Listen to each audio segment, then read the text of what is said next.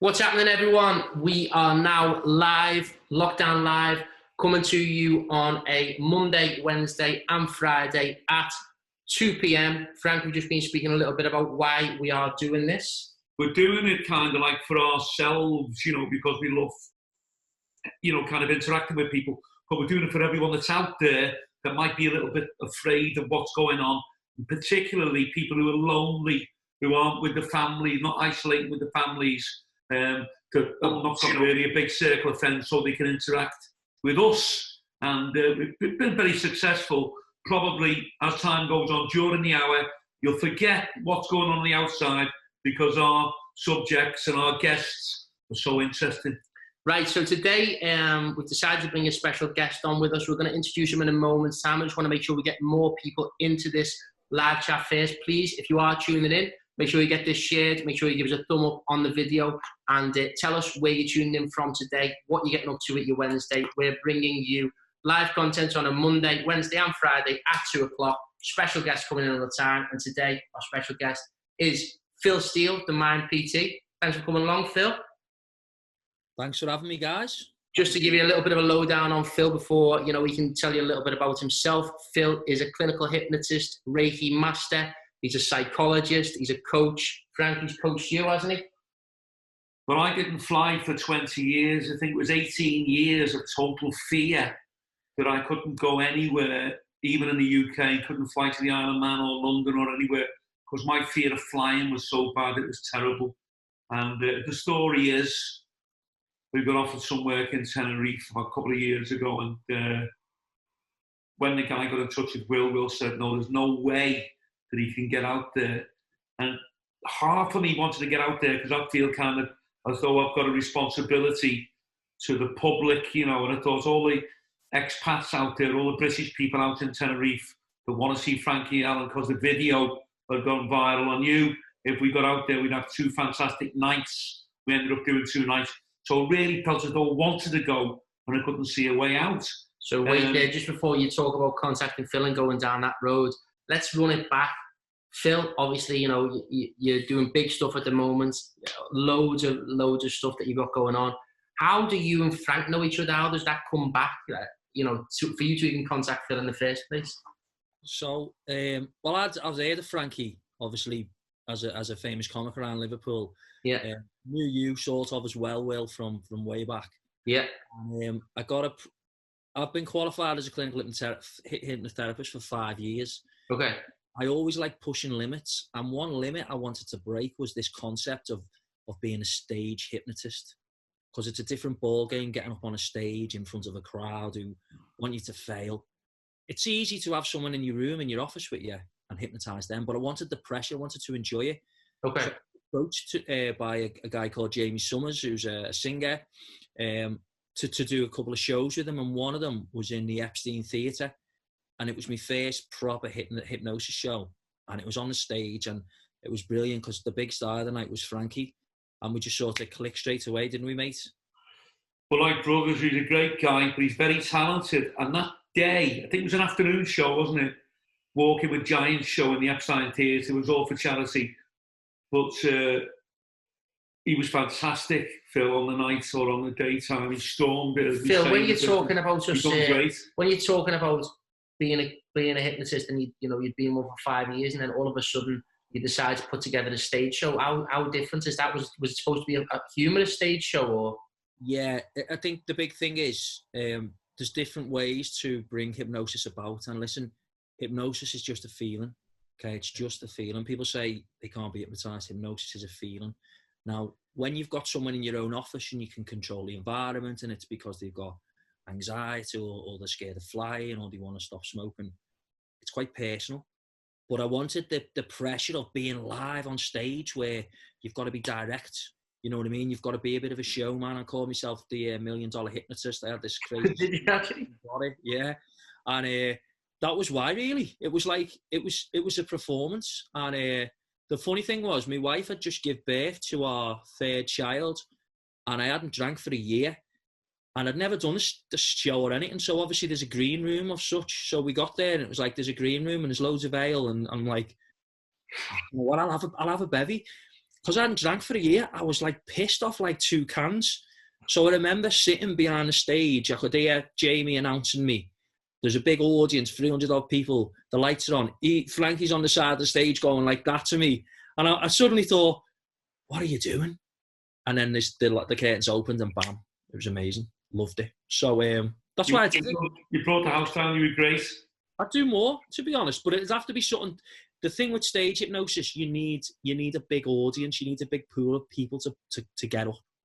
Now, Phil, I'm dead interested in that, right? And I'll tell you why. Something I haven't told you, but I was telling people on Facebook the other day. Derren Brown actually got me on stage for his final act. Yeah. Yeah. I was very, very apprehensive of the whole thing. Not so much like I love Derren Brown now, dead open, stuff like that, you know that I am. Yeah. But I also used to go, fuck that. There's got to be a blag somewhere. And when he done his final act, he was like, look, you know, I'm looking for participants from the audience. He just picked me out. And then when I got up and he'd done I was like blown away. Why is that, Phil? Is there particularly more people in the audience, or? No, let me tell you why this works. There's a very famous psychological investigation called the Milgram experiment. And basically what they did was they took members of the public and they got them in a room and he said, listen, we've got someone next door hooked up to like an electric chair type thing. And you've got a dial and you can turn up the level of electricity they're going to get. So they're going to get electric shocks, okay? And all you've got to do is follow our instructions. So what they did was they brought a fella in dressed as a doctor, clipboard, white coat, glasses. And he was like, right, turn it up to 1, turns it up to 1. And next door they heard, Like, turn it up to 2, next door they heard, And he got them to keep turning it up. And the fella next door was literally like, stop it. But what it all comes down to is authority. When there's an authoritative figure, psychologically, you're going to do what's being suggested. Okay. But when it comes to stage and stage hypnosis, it's called conformity. You pick the person who looks most susceptible, who looks like they'll release themselves straight away, get them up, and then they'll go deep into hypnosis. Everyone who's on stage will follow them. Right, okay. Another example in psychology would be, and this was another experiment done.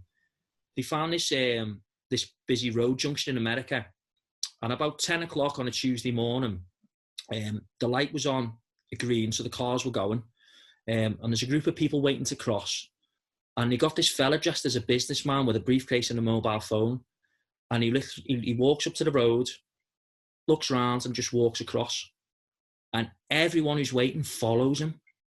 Yeah? Okay. They did the same experiment the next Tuesday. There's a group of people waiting to cross. They can't cross yet because the light's not changed. This time, the actor that goes up is a hippie, dressed as a hippie. He looks around, crosses. No one follows him. All because of the authority. Yeah. So the authority of seeing someone like a businessman, if he's doing it, I can do it. So that's a lot like how stage hypnosis works, the authority figure. It's fascinating, mate. That's interesting. We all often speak about when you're on stage and being kind of like commanding the room. I'm sure there's numerous things that go into that. What do you reckon, Frank, for yourself when you're on stage? Well, what it is, you become a different person. You've got an alter ego where Phil, when he's hypnotising people, becomes somebody else, really. As you say, a very powerful character that people will follow in every sense of the word. It's like me on stage. I'm not particularly kind of like a big gangster type, tough guy picking on people. If anyone's approaching the stage, I'm not afraid, you know. But on stage, that's the way I am. I'm like that.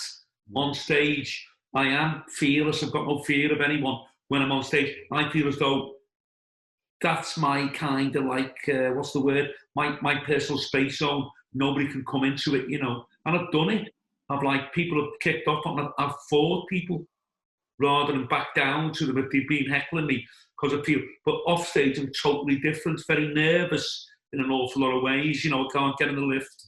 As you know, Phil, I couldn't fly until you cured me. So it's a very strange thing, really, that a lot of people who are professionals have got two personalities.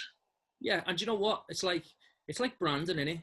Gravitas. So basically, you know, Alan Carr, the hypnotist, the comedian, Alan Carr, he couldn't do your show and get the same laughs that you get, because there's certain jokes that you can do because your image is congruent.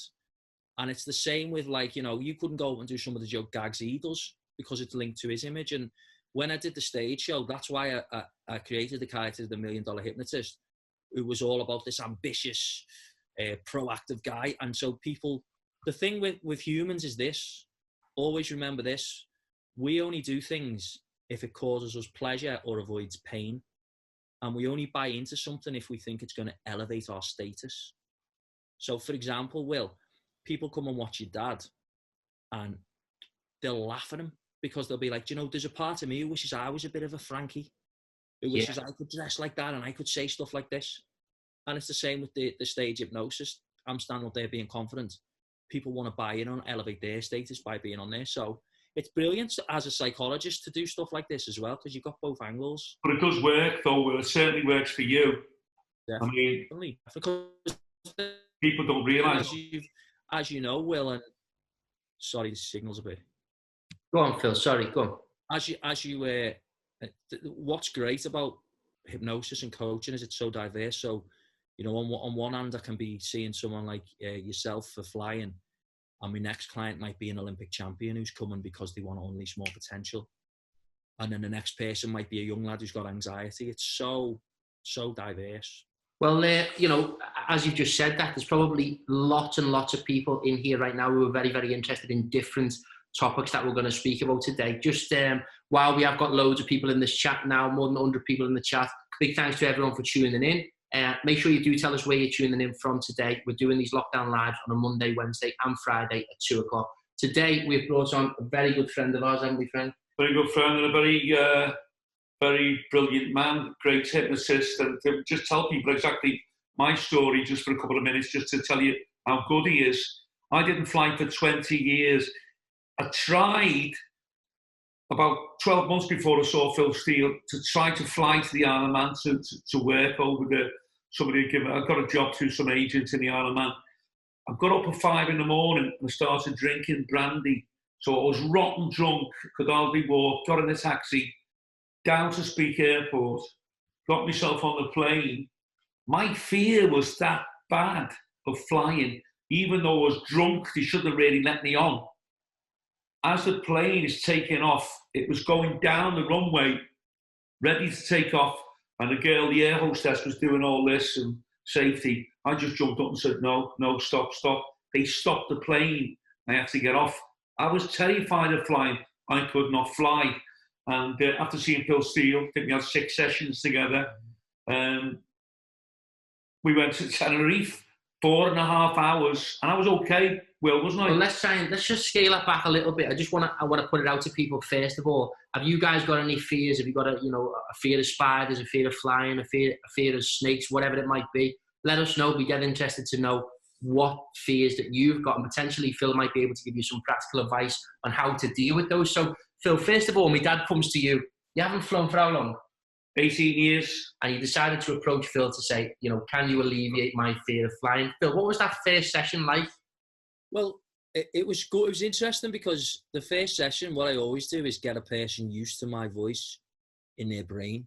So I follow the same sort of format of putting them deep in hypnosis. Okay. I went really, really deep, really quick. And there's a level of consciousness called somnambulism, and not many people can get to that level. And Frankie was at that level quite quick. So it made me chuckle, actually, thinking, amazing. It's quite rare to get someone who can put so deep so quick. And I think you were pretty much blown away by the end of the first session. As in, like, I remember he rang me after the first session, Phil, and he was like, you know, not skeptical, but he just phoned me and went, you've never seen anything like Phil Steele. I said, what do you mean? He said, I feel great. He put me under. I can't even believe that I was in there for that long, didn't you? Just remember one of my legs going a bit kind of, not numb, but it just like collapsed underneath me and I was gone. Yeah, I mean, I emptied your wallet. Yeah, I had dipped into your wallet while you were hypnotising. Well, I noticed that. But amazingly enough, I mean, take it from me, I would not fly. And I managed to go to Tenerife, 4.5 hours back a couple of days later. which is just kind of incredible.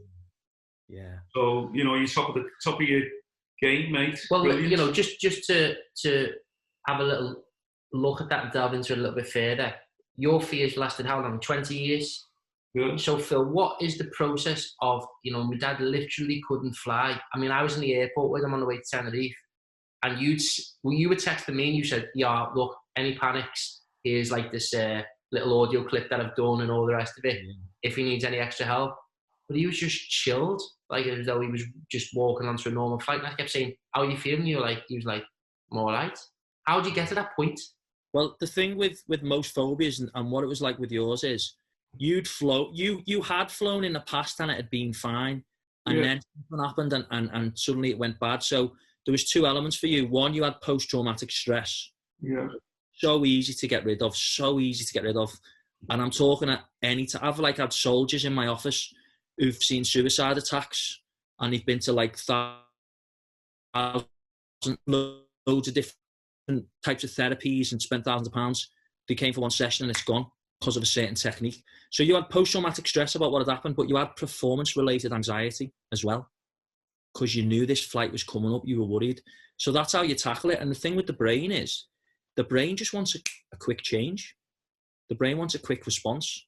So there's a couple of techniques that we did which just quickly change it. That's why I get a lot of people who have CBT. Have you heard of that? Cognitive behavioural therapy, yeah. And it doesn't really help them because that's all about slowly, methodically delving into the past and reframing it and changing it. You don't want that. You just want a quick change, don't you? So I have I call it like the Blitzkrieg approach, where basically you get in there, the brain just wants a quick output, a quick hack. And that's what we did, and that's why it was successful. And, you know, whether it be a phobia you've had for 20 years or 10 minutes, the brain will react in the same way. Well, Phil, just on that note, let's have a little look in the comments. I'll just have a look at what people are saying. Mark's saying, I'm considering hypnosis for stopping smoking. Greg's saying, I've got a fear of heights. I always have. And also, my biggest want is to quit smoking. I've tried everything. Ronnie's saying he's afraid of heights. Andy Seller hates spiders. Phil, can you help me? And Mark's asking, can hypnotism cause any mental issues? Let's go back to talking about the smoking then and the fear of heights. Yeah. You know, you're saying at the moment you're doing some classes on Instagram and stuff like that. Have you got stuff out there, Phil, at the moment that can help with that? Yeah, of course. So first and foremost, smoking is really easy to quit. Okay. But what you've got to understand with smoking is it's a lifestyle change. So it's not just about having some hypnosis or whatever. It's about making lifestyle changes specifically around your diet. What people don't know about smoking is this. What's the guy's name?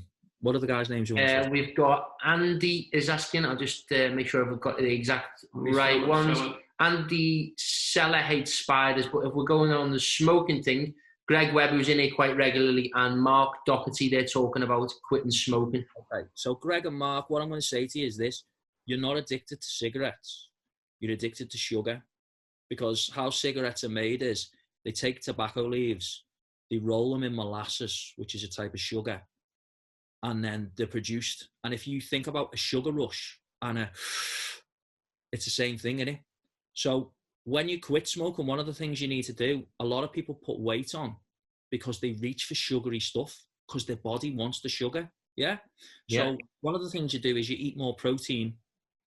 And the second thing you do is you look at your water, how much water you're taking in, because that's another reason why people put weight on, because when you're smoking, you're dehydrated. So what I'd say to you guys is get in touch with me. I'll sort it out. But if in the meantime, get yourself some diuretytes because they'll hydrate you. Put them in with water. And a very quick, simple trick is this.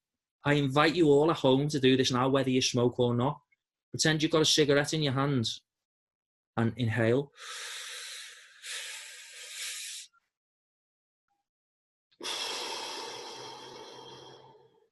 Guess what? I'll do it with you. Me and Frank will do it with you. Go on. Another one. Let's go. Ready? Frankie's got to have a cigar. Get a cigar, Frankie. Go on, Frank. Ready? Inhale. Hold. And exhale. How good do you feel? Good, great. It's the same thing. The same as a real cigar. Right, okay. There you go. So so smoking can be really easy. Spiders. What a lot of people forget with phobias is Frankie's never going to want to fly a plane and love going on love flying, but now he can tolerate it. I can manage it. It's the same with any phobia. The guy who's scared of spiders, I could get rid of that phobia. He's not suddenly going to go out and buy a tarantula, but now he might not check. He might not be bothered if he sees a spider. That's how it works. So yeah, phobias are really easy, really fun to work with. But yeah, I couldn't, like you were saying, I've got some, anyone watching, if they contact me, I'll send you a free hypnosis audio so you can experience hypnosis at home and then, How do people contact you, Phil, if anyone wants to contact you? Ideally through Instagram. Will, I'm sure you'll type my Instagram address at the end. If not, you can email me and I'll send Will me details so he can post them and contact me that way. Nice one. What we'll do is after this, in the description for the video, there'll be all the links to go and find Phil, where you can find him, and his email address so that you can contact him directly. So Frank, we're talking about you getting out on that flight. Yeah. Let's just run through the process. So you hadn't flown for years. Baz from the Skybar contacts me and he says, Will, I'm interested in booking Frank. I'm willing to pay X amount of money. Let's get him out there. And immediately I thought, fucking hell, this is great exposure. It'd be fantastic to get out there. Can we make it happen? How did you feel at that point? I just said, I'd love to be there. I would have gone there for nothing at all. If there was a button I could have pressed like Star Trek and I would have just been deatomized or whatever, then reatomized in the middle of Tenerife. But I thought there is no way on earth that I can fly 4.5 hours at 30,000 feet. I just couldn't do it. But anyway, I agreed to it. We kind of agreed that we could make it happen somehow. Yeah. Sold out the 2 nights. You went to see Phil. When you get to the airport, did you feel nervous at all or were you chilled? I was chilled. I think it made me feel better because I was with you. Yeah. But just got to the airport and had a couple of drinks, wasn't drunk, talking and things. And as we all know, we've been to Manchester Airport, coming through on the loudspeakers, come down now to the departure lounge. And it's a kind of conveyor belt. I used to fly, when I was flying, on my own all the time to Germany for the army and different places. And some of the planes were always small and things. And I used to get blown like fuck in the turbulence and the wind, and you're on your own and there's no one to talk to. It was horrible. I had to go all the way to the Gulf in 91, 92, the Gulf War. I had to go all the way to the Gulf on my own, like this fucking plane to Dortmund, to Frankfurt in Germany, then get on this other fucking plane. And that was the last time I flew, because I was looking out at a plane. This was during the Gulf War, and you could see like these red explosions everywhere. And I said, Lufthansa, I said to the girl, what's going on here? They're not real bombs going off down there, are they? She said, yeah, well, they are. But that's like 10,000 foot and we're at 35,000. I just couldn't handle it. So I had like this fit on the plane. And they had to get like the air hostess that they came round and he pulled this curtain round me. And I said, get me a drink, give me a big brandy. And they give me this thing. It was like chewing gum to chew. I'm not sure if it was drugged or whatever, but I more or less got carried off the plane. And that was the last time I flew. I thought, fuck, I cannot fly ever again. So I was, even when I was there, I managed to fly back, I was even thinking of like getting back somehow on a train to Turkey and hitchhiking back and all that. I just didn't want to do it. But yeah, got to Tenerife, done the show, fantastic, and flew back. I just add as well, because people always like to know a bit about like the man that you are. And when you both contacted me, I was like, yeah, I'll sort it out. I was willing to do it for free because you're a mate, and this shows the measure of the guy you are. You were like, no, I'll pay. And I was like, well, all right, I'll give you this one because you make no, charge me the full price. Charge me the full price. And I think that's testament to the type of guy you are, you know what I mean? Not really, Phil. I always charge people. If anyone's watching this thing and Frankie will work for nothing, no. But I like that, mate. I like that about you. But yeah, let's do this now. So people watching at home, hypnosis, okay, whether it's a phobia or stopping smoking, it's all about looking at things different. So I'm gonna prove to you all now how it works, okay? So we're gonna do something in a second. I just want to say this. Imagine you're driving later. Yeah, you're driving to get your essentials or whatever, and you're thinking, what a brilliant live video that was. I love Frankie already. Love Will. That feels fucking amazing, yeah. You're driving and suddenly a little boy racer cuts you off in a little Corsa with his lights, and he's got his Wigan PM music playing. And the first thing you do in your brain, you get a bit angry. You go to fight or flight, don't you? That's true. You're like a road rage. You cheeky bastard or whatever. So if you looked at it in a different way, if you reframed it and said, what else could it mean? Maybe his missus is about to give birth, so he's rushing off to see her in hospital. You'd feel a bit different, wouldn't you? You wouldn't feel as angry. Or maybe he's got a relative who's not well and he's going to see them. Or maybe he's at something dodgy and he needs the toilet. You'd feel different if you knew that, wouldn't you? So when you look at things in a different way, you feel different, you get a different outcome. So what I want everyone to do is watching this now. I want you to just roll your sleeves up a little bit. Yeah, roll your sleeves up. Now you've got lines in your wrists. You've got lines in your wrists on you guys. So what I'd like you to do, right? I want you to put the lines in your wrists together. Okay, the lines in your wrists together. Make sure everyone's doing this, by the way. And I want you to close your hands like you're saying a prayer. Now let's stop a minute. I just want to show you this. Don't do this yet, but what a lot of people do, which is wrong, they do that. They close the hands and then they move the hands. No. Lines in the wrist together, guys. Yeah. Close your hands and just keep them in front of you. Yeah. Now, one of your middle fingers may be bigger than the other. Okay. One of them may be bigger than the other, or they may be the same size. I want you to put your hands flat. Put your hands down flat. Stare at the middle finger that was smaller. Okay? Stare at the middle finger that was smaller. And just in your head, keep saying bigger, bigger, bigger. Grow bigger, bigger, bigger. Close your eyes. Close your eyes. Bring to mind the middle finger that was smaller.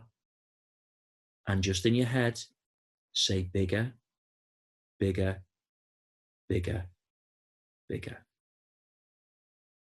Now, think about this. What is your postcode backwards? Doesn't matter. Open your eyes. Okay, open your eyes, everyone. Shake your hands off. Shake your wrists off. Okay, put the lines in the wrist together again. Close your hands like you're saying a prayer. And what's happened to that finger? It's gone bigger. It's gone bigger. Listen, it only works on fingers. Doesn't work on anything else. How did you do that? There you go. See, when you look at something in a different way, you get a different outcome. Couldn't use it on me willy, could you? I tried it when you were hypnotised, mate. I couldn't get it. So, Phil, brilliant. Thanks very much for that. We'll just have a little chat to a few people in the chat. Big thank you for everyone for tuning in today. If you're enjoying this video with the Mind PT, Phil Steele, a good mate of ours, top hypnotist, psychologist, Reiki master, and the rest, make sure you give us a thumb up on this video. Make sure you give us some comments. We're ready to talk about anything today. We are actually going to run through a couple of things that I think people will be interested in. One being past life regression. Another thing is going to be some practical advice on how to help you guys through, maybe if you're feeling down. But also what I want to ask all of you is, have you got any questions that you'd like to ask Phil, that you'd like us to talk about? And we'll get those answers for you. David's saying, I have a fear of being abroad or somewhere I can't get home quick. I once pushed myself to go to the Isle of Man. Weeks later, I made Ibiza with my cousin's stag. My head fell off and it was a battle all weekend in Ibiza. I got home and I felt brilliant. A year later, I pulled out to a family holiday in Mallorca with the missus and the kids. I let the fear get me. I haven't done anything since then. I've tried everything over the years, but I feel I want to push myself again when this is all over. All right, so very similar situation to Frank. What would you say to that guy, Phil? That guy is called, let me just write it, find him here. That's David. Okay, so first and foremost, David, the great news is you've managed it before. So that means you've got the internal resources to do it again. Psychologically speaking, if you think about it, it's only been the past 100 years, really, where we've been able to move away or disappear from where we live. So we've got it inbred in our genes that to be away from home is a bit unnatural. And what's happened there, Dave, for whatever reason, something's probably triggered it. This fears came out, but yeah, it can go easily. I've helped loads of people with stuff like that before. Because what you've got to remember nowadays, mate, is especially like Ibiza, it's like a 2-hour flight. Theoretically, you're not that far away from home, are you? But yeah, that's easily solved. So what I'd say to anyone watching is, all these things that we can do it via Zoom and Skype now. But if you want to wait till the virus is over and stuff like that, start thinking, what would you like your life to be like? What's your ideal life? And start planning for that psychologically. Okay. For example, I'd like to get rid of that fear so I could go to take my wife and my kids to Disneyland. Or I'd really love to go and watch my favourite football team play in Europe or whatever. So, yeah, that's easily fixed. Easily fixed. Real. We've got some other questions coming in. Peggy saying her finger went bigger. Ronnie Spriggs saying amazing. That was amazing. Well in from Keith. Andy Seller, my finger's gone bigger. Mark Doherty, how that worked. I'd like to ask Phil this from Greg Webb. Now, Greg Webb comes on regularly. Phil, he's a good friend of ours from coming on to these live videos. And he's been struggling. He's been saying he's been struggling emotionally and stuff like that, with some past trauma and stuff. He says, I'd like to ask Phil, could a hypnotist has survived help them heal their past, guys, please? So I think he's saying, could you help somebody heal traumas that they've got in their past? Yeah, so basically we all carry around emotional baggage from the past, don't we? And basically the way it works in your brain is, to put it simply, you have things in your past that are positive, such as a happy memory of scoring a goal when you're 10, or going to the beach with your granddad when you were little, or when you first met your wife. But then you have things in the back of your head from the past which are negative, such as getting beat up, or losing your job, or falling out with someone, or marrying your wife. I'm only joking. So basically, all it's a case of doing is changing how your brain links to those parts of your past and releasing stuff. So there's lots of techniques that can help do that. But you've got to just look at it this way. Your past does not define you. You have the gift. At any given moment, you can change your life. And what I would suggest everyone watching does is look up a guy called Viktor Frankl. Okay? Viktor Frankl was a psychologist. He was a Jewish psychologist, and he lived in Austria in the 1930s. So when the Holocaust happened, he got rounded up because he was Jewish. And he actually had the chance to escape to America. He was that good, but he decided to stay with his family. And he ended up in Auschwitz one day. And literally the Nazis had took everything from him, murdered his family, took his possessions, shaved him, stamped him. And he was about to give up because he was like, what is the point? Mm. And he realised this one thing, and it changed my life. It took me from being a very depressed guy in my 20s who couldn't even look in the mirror, or I'd never be able to do something like this, hated my life, hated myself. He decided, if you can't change the situation, change yourself. Yeah. And it's right, isn't it? So when I learned that, I was like, yeah, no one's going to come and hand me the universe on a plate. I've got to go out there and take it. So what I would say to anyone watching who's dealing with past trauma is, look at the past trauma as a lesson. What can you learn from it? Yeah. Thank God that part of my life's over. Now, what do I want to do to avoid pain like that and go forward? But yeah, and another good thing to do, guys, is get into some daily routines, daily habits. Spend a bit of time every morning, just, with a pen and paper. What's my one goal today? What's the one thing I'm going to achieve today? Speak about that all week. Speak about that all week, giving yourself a challenge, something to do during the lockdown. And when you've done it, you'll feel better. You'll feel kind of fulfilled, better in yourself that you've achieved something. Yeah, and it doesn't have to be massive. It could be as little as, do you know what? Because you guys are probably like me. I've lived in footy shorts and trackies for the past however many weeks because I haven't been going out anywhere. So one good thing for the people at home might be, do you know what? Dress, to make an effort as if you were going out with your mates. Pair of jeans, your favourite shirt. Just make that's your goal for today. Get yourself done up like that. Yeah, something as simple as that. Yeah, that's a good idea, really, Phil. Okay, so some people are coming in now, and Andy, I think that's a really, really interesting thing that Andy said, Phil. He's asking, have you cured any phobias that you had yourself? Now, I think it's interesting to look at what you were just saying then. Frank's just heading off the toilet. Interesting to look at what you were saying then, Phil, about, you yourself have actually come from an experience where you were feeling quite depressed and you weren't happy with yourself. How did you decide to go about and make those changes? For someone who might feel like, I'm in that position, how can I make a change? Yeah, so I mean, the ultimate thing is this: we get stuck in this mode called the victim mode, the victim mentality. The why me? Why has this happened to me? And why is my life so bad? And you know what? Bad things do happen, especially to good people at times.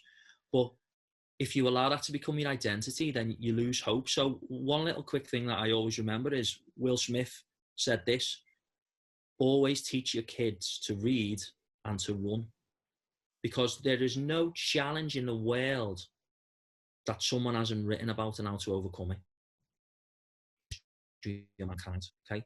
So especially in the age of the internet now, there's so many things you can read about positivity and dealing with anxiety, etc. And the second thing is running, because when you run, that little voice in your head is saying, my legs are tired, I need to stop, let's go home, I need something to eat.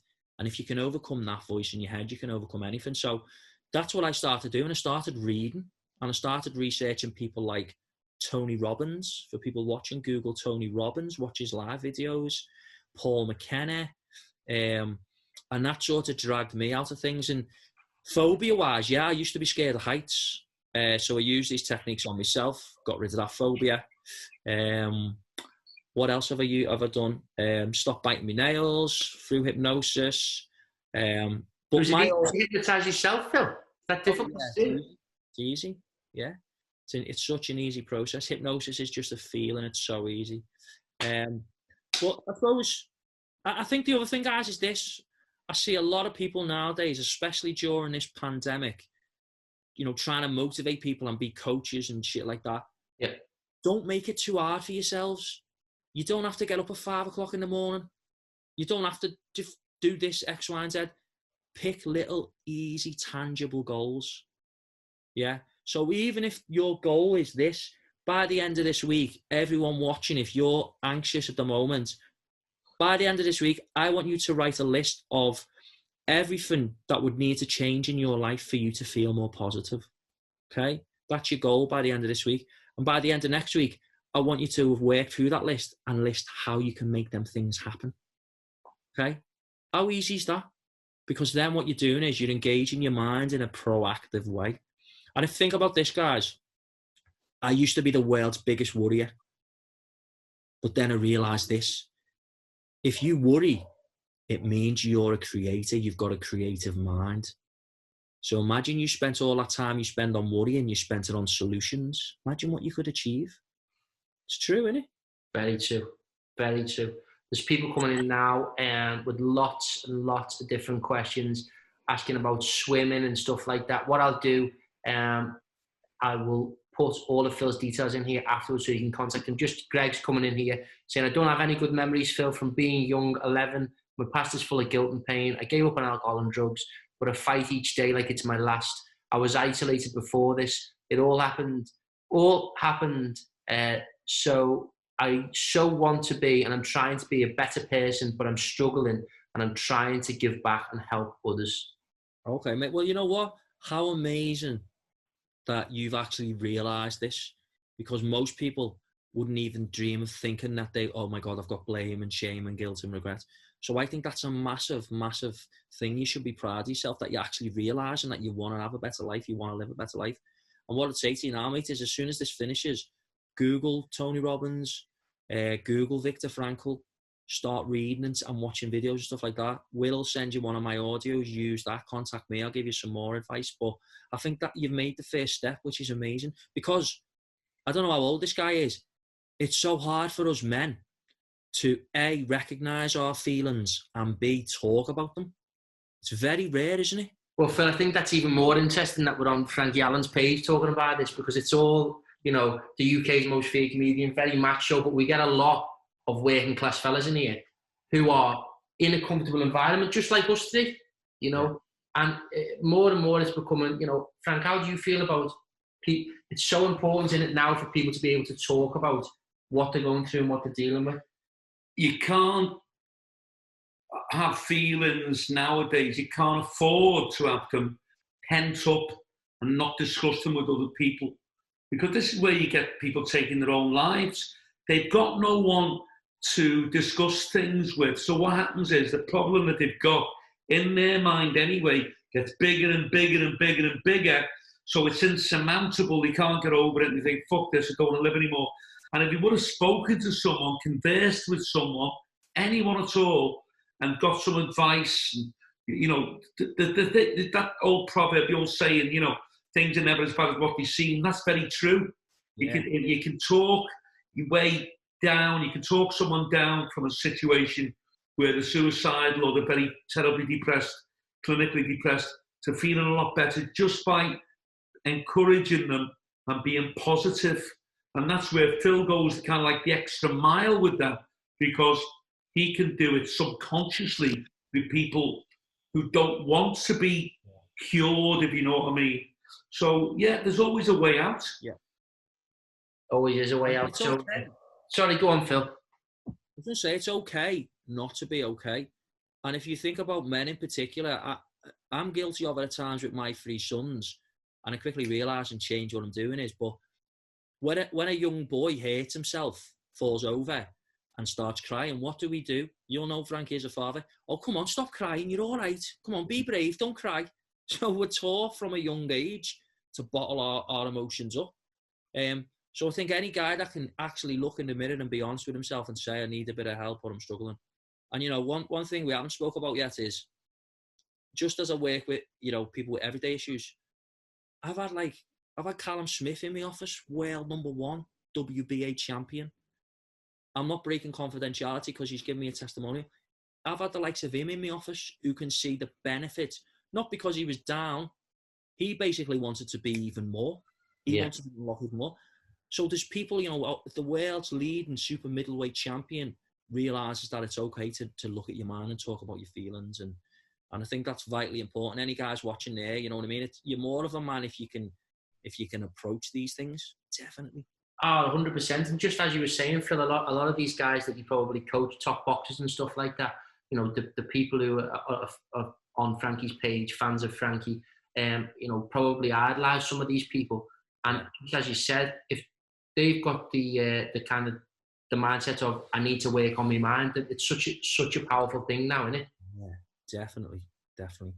Okay, so just moving on to something totally off topic. I want to talk about past life regression. Well, you know what? It was you that wanted to talk about past life regression, wasn't it? Well, if I could just give you the background to this, I'm a bit weird, really, off stage. I've always been interested in things like this, you know, psychic, spiritual things. And I saw a program on a TV years ago when I was just a kid, and it was about a fellow called Arnold Bloxham, and he hypnotized people, and he took them back to a different life hundreds of years ago. They'd lived before, but they still had the memory somewhere in the brain, past life. He regressed them, took them back.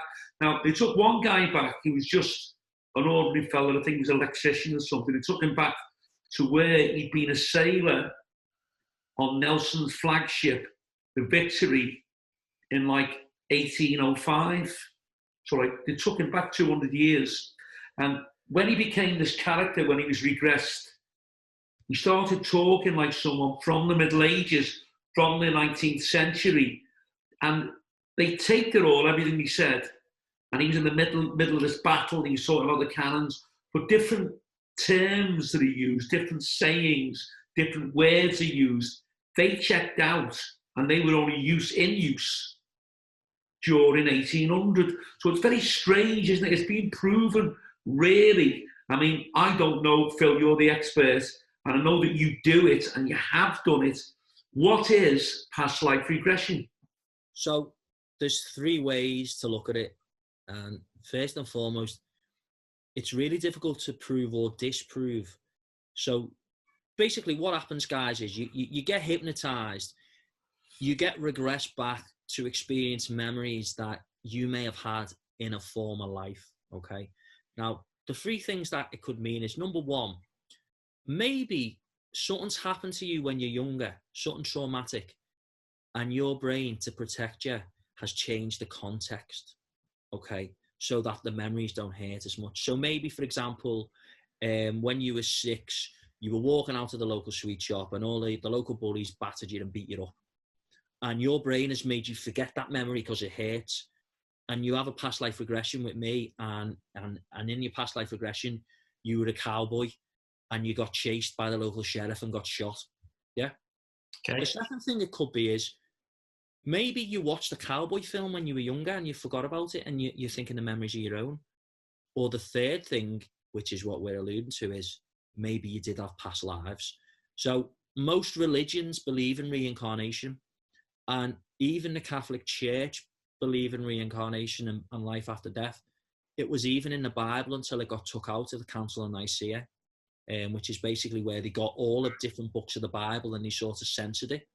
Now, experiences I've had with people, I've done it to about well over 100 people. Most of them would have what I'd call normal experiences. They were farmers, they were priests, they were, I mean, I've had someone who, really, really common stuff. But then I'd say I've had about 20 people who had amazing experiences. I had this one lady, right, and she was married to a guy in an infamous crime family in Liverpool in real life, and he's dead now. And in her past life regression, she went to ancient Egypt. And as I was doing the regression with her, I looked up and her face totally changed. She suddenly had these big cheekbones. She looked, and I remember thinking, fuck, she didn't look like that a minute ago. So she got into this character of being, and basically she was married to the pharaoh, but she was having an affair with the priest or someone. Okay. And they killed the pharaoh. I took her forward to another life, and this is another great one. She's always had back pain and has never been able to understand why. It's never been able to be diagnosed what's wrong with her. Another one of her past life experiences, she was an indigenous girl. She was like a tribe girl, and she was watching in the forest as all these settlers came in, and she got shot in the back. So that's just one example. I've had other examples of, I had a lady, right? She's got a daughter, but she always wanted a son. She always wanted a little boy. And it actually gave her a bit of anxiety in life that she used to feel guilty that she's been blessed with this daughter, but she always wanted a son, and she couldn't understand why. And when we took her back in her previous life, she did have a small son, and he got took off her. And she's always had this sense of loss. Now, the amazing thing is, after the session with me, she was saying, do you know what? I feel like a weight's been lifted now. I feel like I've had the chance to say goodbye, and it was something I never even knew about. Now, the best one, though, is this guy come to see me, messaged me, cage fighter. And I was like, looks like a right piece of Welsh. And he was like, can you do past life regression? Yeah. Really? Yeah. Because I've been to other people that hasn't worked. I was like, yeah, I can do it.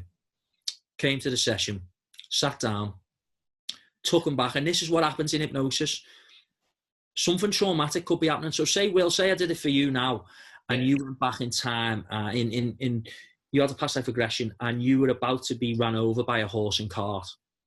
I could say to you, and you were a bit distressed, I could say, Will, do you want me to take you to somewhere else? And you could say, yeah. And I go, 3, 2, 1, you're in a safe place. So this guy, anyway, he's having a sword fight, and he gets stabbed, and he's like this in the chair. So I was like, okay, you're all right, I'll take you somewhere else. No. It's like, what do you mean, no? I want to see what happens. Sat in this chair, had his arms on the thing, and he's going, and I'm thinking, fucking hell. I'm a bit worried because he's massively going to get up and smack me in a minute. Next minute, he goes, silent. Dead. I was like, are you okay? Where are you? And he went, I'm dead. I was like, what? I've died. So and then he describes where he is when he dies. He's in purgatory. And this figure comes to him with a big beard. And I said, is it God? And he said, no, it's Zeus. I was like, okay. So I said, has he got a message for you? And he said, yeah, be good. Now, this is how it works, right? You know, Frankie, if you started talking to me now about your primary school, the more you talk, the more you'd remember, and it would be like, I'd forgot about that teacher, or I'd forgot about this. That's what it like when you have a past life, because it's like you're talking, and it's like. So I asked him to find out his name, and he found out his name, and then he went to this next, I took him to his next life, and he was on this quest, and it was amazing. And he went home afterwards and Googled it, and he actually found the history of this guy, who his experience was. It was someone, again, who he would never have heard of in a million years. So it can be really powerful. It can be really entertaining. And I've done one on Zoom on Sunday night at 9:00. I had about 15 people came online, and I hypnotized them all to have a past life regression. And the other night, what did some of them experience? One of them was a Saxon soldier getting ready to sail to England. Another one was in Russia in 1947. It's just fascinating. It's really amazing. Just to stop you there, Phil, for a minute, something I've always wanted to know. When you regress people, say like go back 100 years, did he still speak normally, or did he use words that he used in the Middle Ages and got a different accent? Yeah, what usually happens is their tone of voice changes. So they might start talking like that or whatever, or they will use certain words. Again, it depends. What I always try and get from them is, what year is it? What's your name and where are you? Because then we can start unraveling it. And some people don't know that. Some people just say, I can just see, I'll say, what type of shoes have you got on? I've just got a pair of sandals on. Or some people might say, my name's John Smith and I'm a builder. And I was born in 1810 and I'll do X, Y, and Z. So it is interesting. I did have one interesting one though. I teach hypnosis, and I had a group of, I was teaching 10 people hypnosis over the course of a week, and they asked me to do past life. So I said, all right, yeah. So I got one of them, and she was born in like 1973. Now, her past life memory, the person that she was, I asked them the year, and it was 1980. Fucking hell, the future. So what I was thinking, well, you can't take people forward in the future yet, but what I was thinking was, there's a theory in physics, astrophysics, that we have this thing called multiple timelines. Yeah. Basically means she might have had a past life that overlap with her current life, because our bodies die, but what do our souls do? But yeah, you can't take people forward. One thing I do in coaching without them realizing, because not many people are open to what we're talking about. When I'm coaching them, I discreetly take them forward to see what their life's like if they don't make a certain change. That's weird, Phil. That's so weird. That's fascinating. Heavy duty, that, Phil. Just as you've said that, Phil, people coming in. Zoe Mortimer says, amazing live today, right up my street. Mark saying some great advice, lads. Really enjoying today's subject. So I hope you are all enjoying this. Andy Seller, thoroughly enjoying this topic today. Everyone, 10 out of 10. Look, guys, if you are enjoying today's live, please do give us a thumb up on this video. Make sure you get it shared. Tell your friends and family. We're doing these lockdown lives every day on a Monday, a Wednesday, and a Friday, 2 till 3 o'clock. Today we brought on a great friend of ours for anyone who is joining late. Phil Steele, the Mind PT, hypnotist, psychologist, coach, Reiki master. He's, the full shebang, and I'm going to put his details in so that everyone can go and find out more about Phil. So, Phil, just to give us a kind of price structure, Phil, what do you charge for a past life regression? I think we'll get one myself. Yeah, Can you do it kind of like on Zoom and that? Yeah, I can do it on Zoom. Well, yeah, let me tell you this, it's £60 a session, but a few weeks ago I said on Instagram, I'm going to give a discount to key workers, and then I thought, you know what, I'm going to give a discount to everyone. So at the moment, sessions are at £50 for past life. It's not bad, it's not bad. Brilliant. I mean, and to be able to find out something about yourself, about your past, or even your future, and this could people who like broken-hearted people, and those people out there who split up and divorced and what, they can see into the future. Maybe they're going to meet someone else, or maybe, they're going to get back with their ex-missus or whatever. It's fantastic. Here's something that's fascinating. Jordan's come in and he's asked a question. Now, we spoke at length the other day about Derek Acora and about how Frank was a really good friend of his, and Frank fully believed everything that Derek Acora could do, and he believed he was genuine, yeah. Jordan's saying, can Phil make people talk to relatives that have passed away?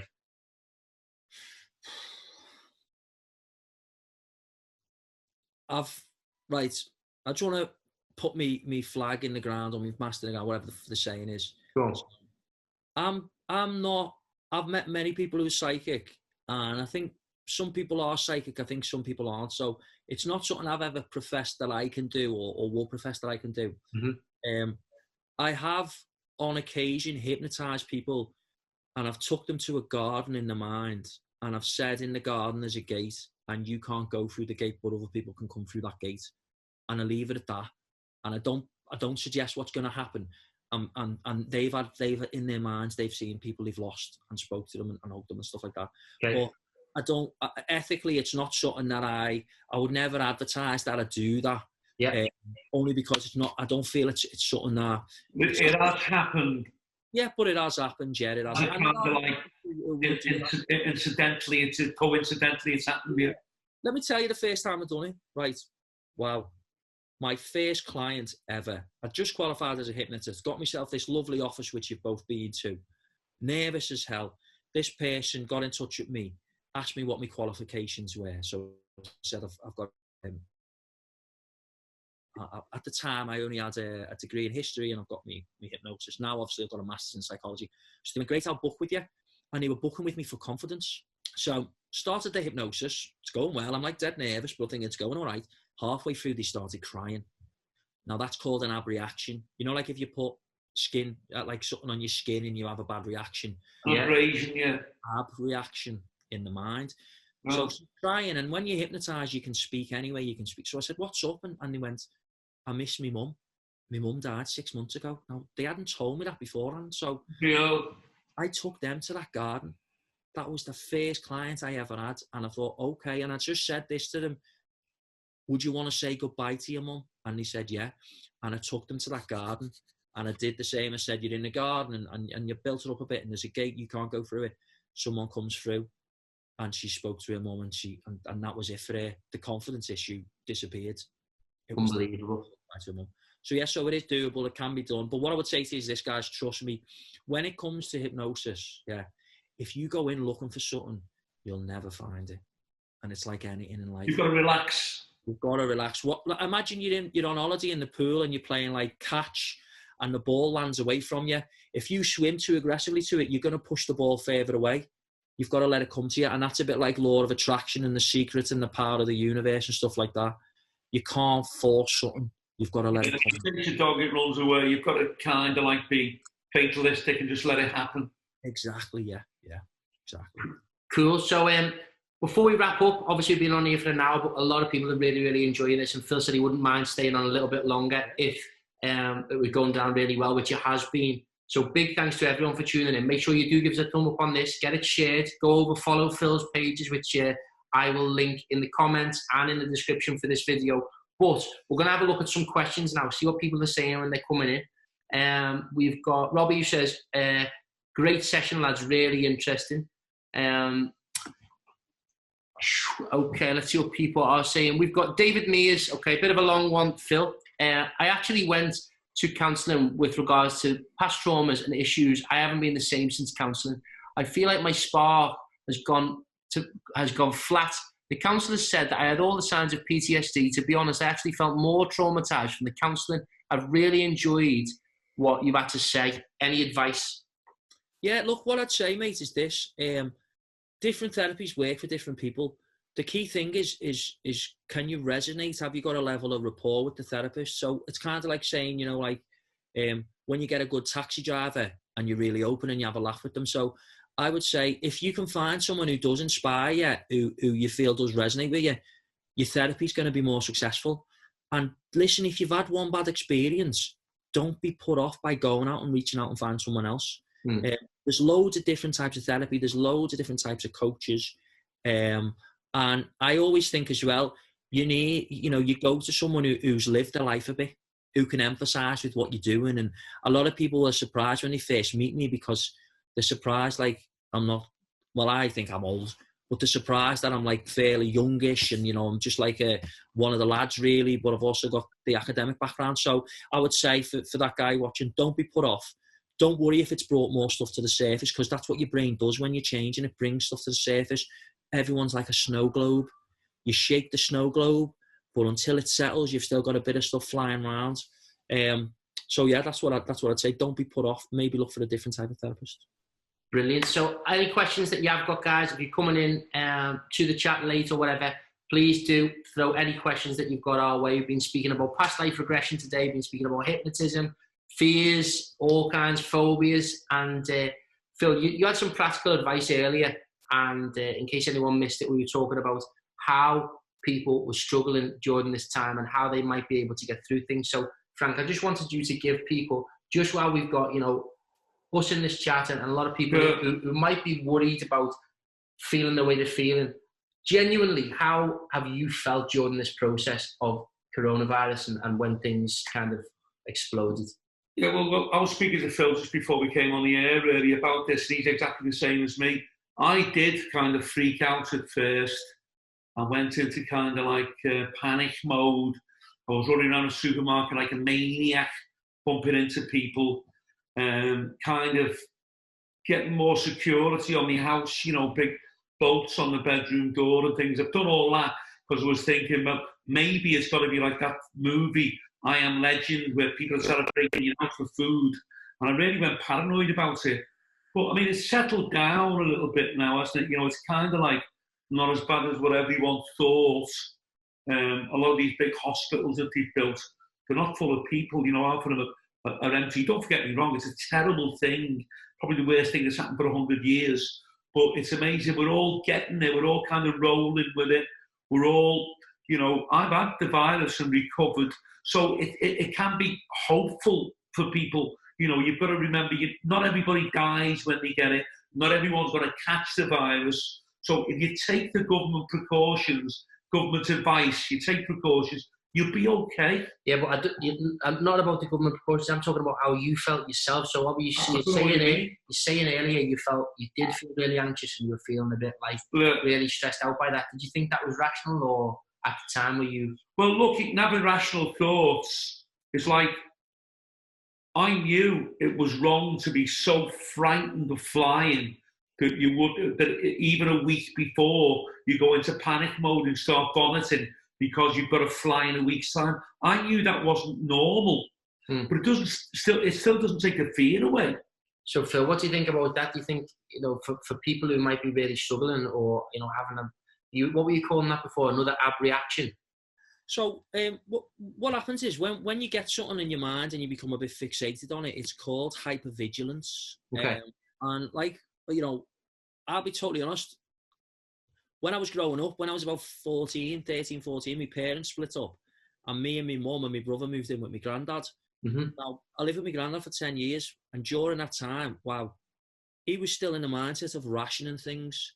He's not with us anymore. But he'd go and stockpile stuff, tins of tuna, toilet roll, X, Y, and Z. And to live as a young man like that was a bit of a nightmare for me because, there's nothing to eat. There's nothing in the house. It's quite weird. So when all this started, it was like, I feel like my granddad trained me for this. Yeah. So I think the media hysteria of stockpile and stuff like that, it gave me some thoughts. I said to my missus, right, we're going to buy a barbecue. And I'm going to buy a little mallet to have in the house just in case, self-protection. So I think there's nothing wrong with being cautious. But yeah, it's called hyper-vigilance. So hyper-vigilance is where you fixate on something, but it can be negative. But what I'd say to everyone is, we're all in it together, aren't we? Yeah. And we're getting through it. We are, and today, Phil, you've been brilliant, you've been great, and I'm sure anyone that's watched this today has been totally fixated and hanging on every word you've said. Yeah. And there's a challenge to anyone that's been watching this. I bet you've forgotten for an hour, anyway, about the outside world. See, it's all communication, and it's great. It's great for people to converse. You forget about what's going on around you, and you can get yourself, you learn things as well. Look what you've learned today from Phil. You've learned things, and you've been entertained, and I bet you when you finish this today, you're going to feel a hell of a lot better. And every storm runs out of rain eventually, doesn't it? And just think what life's going to be like after this, you know what I mean? And I want to just say another little thing, guys. I've seen posts about this is the time where you see people's true colours, and those people who don't get in touch with you and say hello to you now, you know, fuck them and stuff like that. And what I'd say, guys, is that's very self-absorbed because everyone's got their own lives, haven't they? Well, of course, yeah. And their own families. Yeah, focus on yourself and let's get to the point, guys, where we don't need someone else to make us happy. I'm not saying that it's not nice to have someone in your life that you give your power away when you rely on someone else for your feelings, don't you? So I think this is a perfect time, if you're not a key worker, if you're not working, to just really reflect and evaluate what you want out of your life and what you want to be different. You know, if you've got money troubles, you know, look into how to manage your finances better at this period of time and recipes and stuff like that. If you are a key worker and you're watching this, you know, just think of like, you know, we owe you so much. You're doing amazing. So I just think, remember, guys, we're all in it together and keep reaching out. Good point, Phil. Great points. And I've said that before. We're all in it together. We all have to row together, like rowing a boat. Yeah. One side of a river to the other. Say, for instance, you're at the pierhead. Yeah. By where you've got your office there, Paul's a Liverpool building, and we've got a row to Birkenhead to be safe. Yeah. You know, if we all start like arguing amongst ourselves on the rowing boat, we're not going to make it. Let me say this as well, guys. Together, we'll make it. Yeah. If you're watching this, it means two things. Here's two facts for you. Okay, number one, you've got your eyes. Number two, your brain works okay. Number three, you've got electricity. Number four, you've probably got some food in the fridge or the cupboard. Things could be worse. Count your blessings, not your problems. Yeah, that's what I always think anyway, guys. So, Phil, for anyone who, you know, might be getting on this because they're a little bit concerned, or, you know, what kind of practical things could you give them to go away with, just to say, okay, if you are feeling worried or you're feeling anxious and you feel like you need a bit of control in the situation, what's the best thing for them to do? Okay, guys, so I'm going to give you 3 habits that I want you all to work with and start using. Okay, habit number 1 is always start your habits the night before. When you go to bed each night, I want you to think of a roller coaster.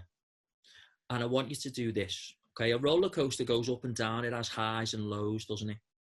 So before you go to sleep, I want you to say, what were the lows of today? What went shit today? Yeah. Mm-hmm. And then decide, you know what? I can't do anything about them now. I'll park them to the morning. Then ask yourself, what were the highs of today? Go to sleep thinking of the highs, because that's what your brain will work on during your sleep. And even if you've had the day from hell, you've still have some highs in the past, haven't you? Yeah. Okay, so that's number 1. Habit number 1 is before you go to bed each night, clear your mind. What were the highs? What were the lows? Alternatively, use a hypnosis or a relaxation audio, like the one that you can get off Will from me. Secondly, each morning, I want you to do this, okay? Unless you've got arthritis, don't do this if you've got hand arthritis, but if you haven't got hand arthritis, absolutely fine. I want you to get your hand like this, and on the side of your hand there, feels like there's a bit of a bone, okay? This is called the karate point.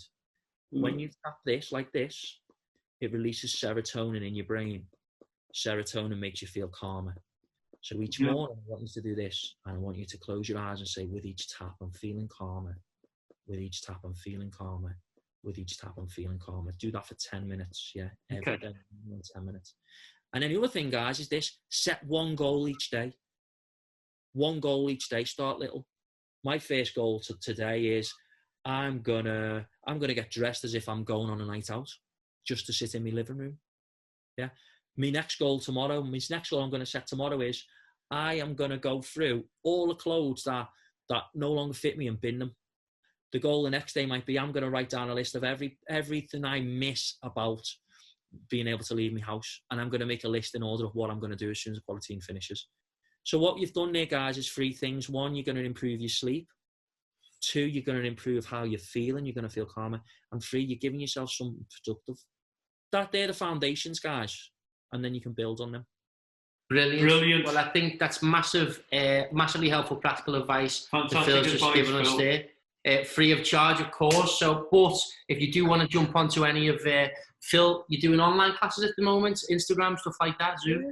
So I'm still doing, I've still got clients which I'm doing via Zoom, or WhatsApp video or FaceTime, where I'm doing private one-to-one therapy. I'm also doing group classes. I advertise them on Instagram.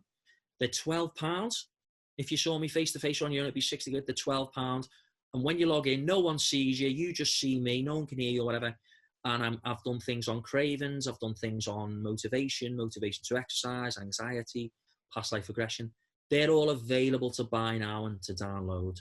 And Yeah. I'll be doing more live ones. I do them every 2 weeks. So I would say, get in touch, guys. You know what I mean?